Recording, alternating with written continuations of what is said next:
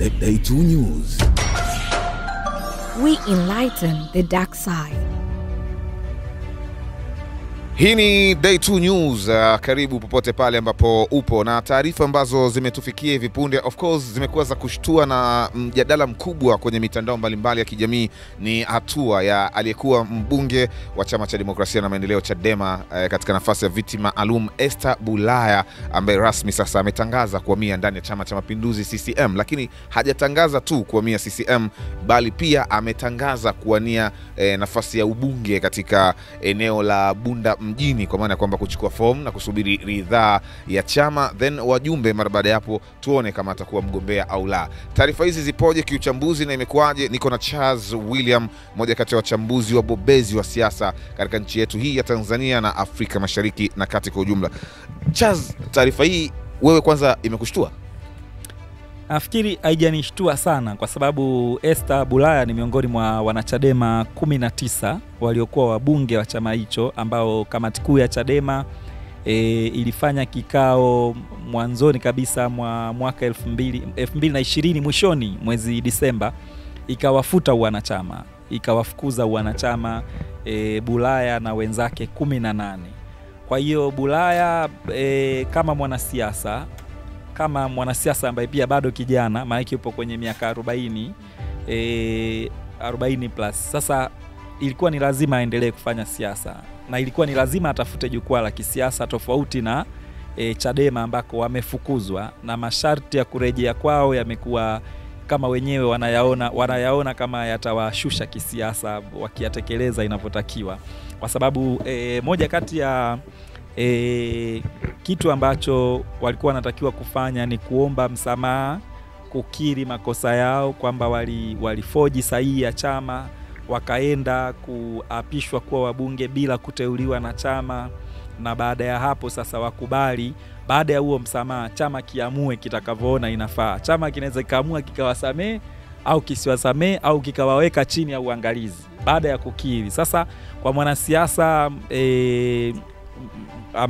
anaweza akahisi naweza nikafanya hivyo, alafu baadaye chama labda kikasema umekiri hayo, tunakupa adhabu fulani. Na kikawaida kisiasa, kama ukikiri wewe ulifanya udanganyifu wa kufoji sahihi ya chama, kuenda kuapishwa bila ruhusa ya chama, umekuwa mbunge labda miaka 5 bila ruhusa ya chama, hayo mambo yote yanazua maswali mengi ambayo kimsingi heshima yako kwenye jamii wewe inaweza ikawa inashuka, au wewe mwenyewe unaishusha kwa kukiri hayo. Sasa kwa baadhi ya watu ndani ya Chadema walikuwa na hasira na hawa wabunge 19 kwamba mambo waliotenda. Kwa hiyo sasa Bulaya nadhani aliangalia tu mazingira ya kisiasa, akaona bora arudi Chama cha Mapinduzi. Maana Chama cha Mapinduzi ndiko alikoanzia siasa zake, amekuwa umoja wa vijana, amekuwa chipkizi kupitia Chama cha Mapinduzi. Na huyo Esther Bulaya amekuwa mbunge mwaka 2010-2015 kupitia Chama cha Mapinduzi, akiwa ni mbunge wa vijana wa Chama cha Mapinduzi. Kwa hiyo Chama cha Mapinduzi ni kama amerudi nyumbani na sio amejiunga na chama kipya. Maana hiyo ni sehemu ambayo yeye anaielewa sana. Ndio maana anasema sijashtuka sana kuona Bulaya anarudi CCM. Kabla tujaangalia nafasi ya Bulaya, kuna watu wanaona kama msaliti hivi, alikuwa pandikizi hivi. Hizi siasa zikoje? Sasa hivi wana Chadema wanamchukulia kama Bulaya ni msaliti, lakini wakati anajiunga na Chadema alichukuliwa kama shujaa na mwanamke ambaye anajiamini. Hili lipoje? Unajua siasa ni kama kazi au ajira au career, wengine wana Kiingereza wanatumia neno career, kwamba wewe career yako umeamua kuwa mwanasiasa. Wengine wanaamini siasa ni kipaji ambacho mtu anazaliwa nacho cha kufanya siasa, na ukishazungumza siasa unazungumza uongozi. Sasa Esther Bulaya yeye siasa ni kitu chake toka binti mdogo kabisa.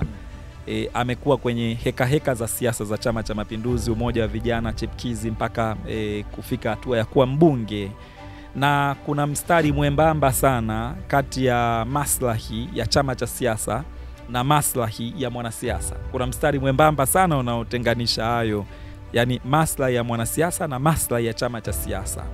Kwa hiyo watu wengine wanaweza kusema kuna maslahi kuna mstari mwembamba sana kati ya maslahi ya umma na maslahi ya mtu binafsi. Vinaenda pamoja afu vinatenganishika sehemu. Kwa mfano, unaweza kusema nafasi ya ubunge ni nafasi labda ya kutoa huduma kwa wananchi. Hilo watu wengi wanalisema. Lakini ukiwaambia watu wafanye kazi ya ubunge kwa kujitolea au wao wanalipwa mshahara ambao unalingana tu na mwalimu au unalingana tu mshahara wa kawaida labda na mtangazaji anavyolipwa milioni 2-3, kwamba hayo ndo maslahi yake yote. Maslahi yote ya kwake ni milioni 3 kwa mwezi au milioni 2 kwa mwezi. Baadhi ya watu usingewaona kwenye uwanja wa siasa. Kwa hiyo niseme kwamba Esther kama alivyotazama maslahi mapana ya kwake mwaka 2015 wakati anajiunga na Chadema. Maana watu wengi wanaweza wakadhani Bulaya alijiunga na Chadema kwa sababu Lowassa alienda Chadema, lakini Bulaya alitangulia Chadema muda mrefu hata kabla ya Lowassa kujulikana kwamba angeenda Chadema. Bulaya alienda Chadema katibu mkuu Dr. Slaa akimpokea, manake Lowassa alivyokuja Dr. Slaa kuwepo tena ofisini. Na yeye alijiunga mapema kabisa, mkutano mkubwa ulifanyika kule Mwanza nadhani, akapokelewa. Na yeye akiwa bado ni mbunge mwezi wa 6 ule, hata kabla ya michakato ya ndani ya mbunge wa viti maalum kupitia CCM, tayari alishaonesha kwamba bunge likivunjwa mimi naondoka CCM, kutokana na mvutano mkali uliokuwepo baina yake na aliyekuwa waziri na mbunge wa Bunda mjini Steven Masatu Wasira. Ilikuwa kwamba Bulaya na Wasira walikuwa wanatoana jasho kwenye jimbo la Bunda mjini, na Wasira alikuwa mara kadhaa akitoka na kumkemea kwamba wewe usizungumzie Bunda mjini, mbunge wa Bunda mjini ni mimi. Unakuja bungeni kila mara Bunda mjini, mbunge ni mimi, nitazungumza ya Bunda mjini. Kwa huo mvutano, Bulaya alitazama nafasi yake akipambana na Wasira ndani ya CCM, anaweza kumshinda au la. Kwa mazingira aliyoyaona, Wasira ni waziri mwandamizi na kadhalika, akaona mazingira rahisi ya kumshinda Wasira ni kwenda upinzani. Akaenda Chadema na akamwangusha Wasira kwenye mchakato wa kura kwenye uchaguzi wa 2015. Sasa kwenye hayo mazingira Bulaya aliona kwa kutazama mazingira, manake haya mambo ya siasa ni mtu mwenyewe anakaa kufikiria na kuamua, alafu nyie mnakuja tu kumuona kwamba yupo kwenye chama fulani tayari baada ya yeye mwenyewe kuamua. Kwa again, hii baada ya kufukuzwa Chadema na yaliyotokea ya wao kwenda bungeni huku chama kikisema hatujateua wala hatujagonga mihuri wala kutoa fomu za hawa kujaza, baada ya kufukuzwa kwenye yeye mwenyewe ametafakari tena, ametazama mazingira, anaenda CCM. Mtu mwingine atasema ni msaliti na kadhalika, lakini wanasiasa mara zote wanatazama maslahi mapana ya kwao, maslahi mapana ya watu wanaowazunguka. Kwa hiyo pengine Esther Bulaya anaona yeye bado ana nafasi ya kuwawakilisha wananchi wa Bunda mjini bungeni, lakini kwa sababu siasa za Tanzania ni lazima uwe na chama cha siasa, ameangalia ni chama gani nikitumia mchakato huu wa kuwawakilisha wananchi wa Bunda unaweza ukawa rahisi.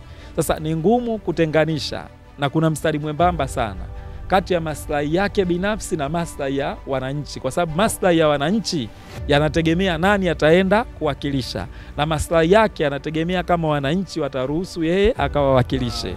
Kwa hiyo ni vitu vinavyoingiliana. Kama ndo kwanza jiunga nasi, hii ni Day 2 News, tunachambua siasa, lakini hapa tunamchambua Esther Bulaya ambaye amejiunga na Chama cha Mapinduzi akitokea Chadema. Amos Multimedia yuko nyuma ya kamera na kuna shaka kila kitu kinaenda sawa. Nafasi ya Bulaya ni ipi? Anaweza katoboa kwa upande wa CCM, maana wako makada wa CCM ambao pia nao walikuwa wanalitazama jimbo la Bunda mjini kwamba ndio wakati wao. Wasira hana nafasi hiyo pia? Ukitazama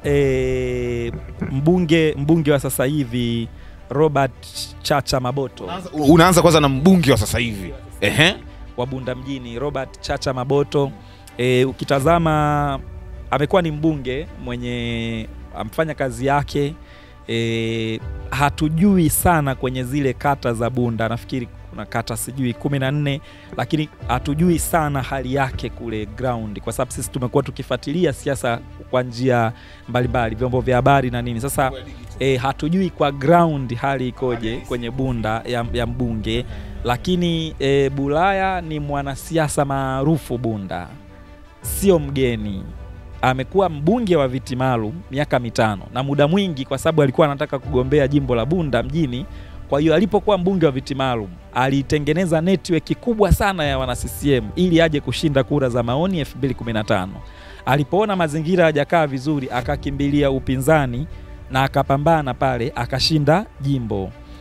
Aliposhinda jimbo kwa miaka 5 amefanya kazi pale Bunda, na alipoingia viti maalum hii miaka 5 mingine, manake ameshaka bungeni miaka 15 sasa, miaka 5 ya tatu pia alikuwa yupo kama mbunge wa viti maalum kupitia Chadema, lakini akiendelea kujijenga kwenye lile jimbo. Kwa hiyo wanakutana baina ya mbunge ambaye amefanya kazi yake na baina ya mtu ambaye amewahi kufanya kazi kama mbunge pale na ana uzoefu sana. Kitu pekee ambacho ni faida kwake ni kwamba sio mgeni ndani ya CCM. Manake kuna watu wanaweza kaa anajiunga CCM lakini mara yao ya kwanza kuvaa, yeye alikuwepo na ndiko alikokulia. Yaani muda aliokaa upinzani ni mdogo kuliko muda aliokaa CCM. Bulaya muda aliokaa upinzani ni mdogo kuliko muda aliokaa CCM. Manake kule yupo tangu chepkizi, yuko tangu umoja wa vijana. Amekulia kule. Hata alivyokuwa mwanahabari alikuwa mfanyakazi wa Radio Uhuru ya chama na gazeti la Uhuru. Gazeti la Uhuru. Kwa vyombo vya habari vya chama. Kwa ni binti wa chama kweli kweli. Yaani ni mtu wa chama. Sasa itakuwaje, hiyo inategemea na karata zitakavyochangwa, lakini naweza kusema atakuwa ni mshindani mwenye nguvu pale Bunda. Ukiweka washindani watakaokuwa na nguvu, Bulaya huwezi kumuondoa kwa uzoefu wake wa siasa za CCM, kwa uwezo wake wa kuzungumza jukwani, kwa uwezo wake wa kuingia field na kupambana kisiasa, fitna na mbinu mbalimbali. Nadhani kutakuwa kuna ushindani mkali sana kwenye jimbo la Bunda mjini. Mbunge Chacha Robert Maboto na Esther Bulaya itakuwa ni miamba inayoumana. Na Wasira vipi? Wasira kama makamu mwenyekiti wa CCM taifa itakuwa ni hawezi kwenda kugombea ubunge, kwa sababu jukumu alilonalo ni kubwa sana kuliko wabunge. Kwanza wabunge wote hapa wanamnyenyekea, maana huyo mwenyekiti wa kamati ya maadili ya CCM taifa, maadili na usalama ikileta ripoti yake kwamba kuna mtu kule maadili yake na usalama yanatia shaka, umeondoka. Sasa mtu mwenye jukumu kubwa la namna hiyo la kitaifa hawezi kwenda kujisumbua kugombea jimbo, itakuwa ni kupoteza timing. Kazi alionayo mwenyekiti wa chama wa CCM ndiye rais wa nchi. Kwa hiyo mara nyingi chama kinakuwa kama kiko mikononi mwa makamu mwenyekiti.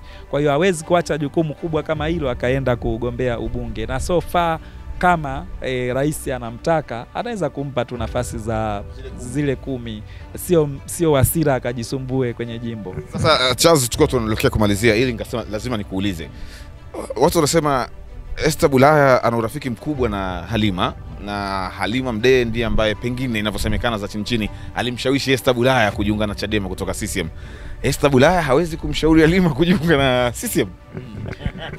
Labda tusubiri tuone, lakini wewe unaonaje kwa uchambuzi wako wa kisiasa? Ninavyoona sioni kama Mdee ataenda Chama cha Mapinduzi, kwa sababu ukiangalia Bulaya yeye unaona kama ameenda ghafla CCM, lakini alikuwa na maandalizi ya ground ya kuelekea huko. Sijaona maandalizi ya ground ya Halima kuelekea Chama cha Mapinduzi. Labda huko mbeleni itokee, lakini kwa taarifa nilizozisikia, nilivyozidadisi, ni kwamba Halima yeye bado hajaamua kujiunga na chama chochote cha siasa.